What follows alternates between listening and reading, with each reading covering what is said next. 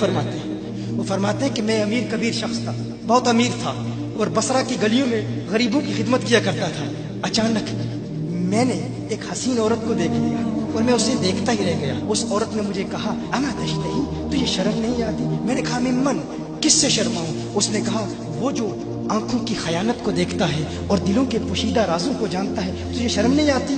تجھے حیا نہیں آتی؟ کہا اس کا جملہ تو بہت بڑا تھا۔ حسن بصری اپنی توبہ کا واقعہ بیان فرما رہے ہیں، فرمایا اس کا جملہ تو بہت بڑا تھا لیکن وہ اتنی حسین تھی، ایسی خوبصورت تھی، میں پھر بھی مسلسل اسے دیکھتا رہا اور دیکھتا ہی رہ گیا۔ اور پھر آخر اس نے کہا کیوں بار بار مجھے دیکھتا ہے؟ میں نے اس عورت کو کہا کہ تیری آنکھیں اتنی خوبصورت ہیں کہ تیری جھیل جیسی آنکھوں میں ڈوبنے کا جی چاہتا ہے۔ اس عورت نے کہا اچھا تو ایسی بات کرتا ہے، تو یہاں انتظار کر۔ وہ عورت اپنے گھر میں چلی جاتی ہے۔ تھوڑی دیر کے بعد کہا میں انتظار کر رہا تھا۔ تھوڑی دیر کے بعد اس کی خادمہ آتی ہے، اس کے ہاتھ میں ایک تشت ہے اور اس تشت کے اندر اس پر ایک کپڑا ہے۔ کہا میں نے کپڑا اٹھایا تو اس میں اس کی 2 آنکھیں تھیں۔ اس نے اپنی 2 آنکھیں نکال کے اپنی خادمہ کو دے دی کہ اس کی وجہ سے اس کا دل دین سے دور ہوا ہے، مجھے یہ آنکھیں نہیں چاہیے۔ کہا اس پر ایک کاغذ تھا، کاغذ پر لکھا ہوا تھا مجھے ایسی آنکھوں کی ضرورت ہی نہیں جس سے ایک مرد فتنے میں مبتلا ہو جائے۔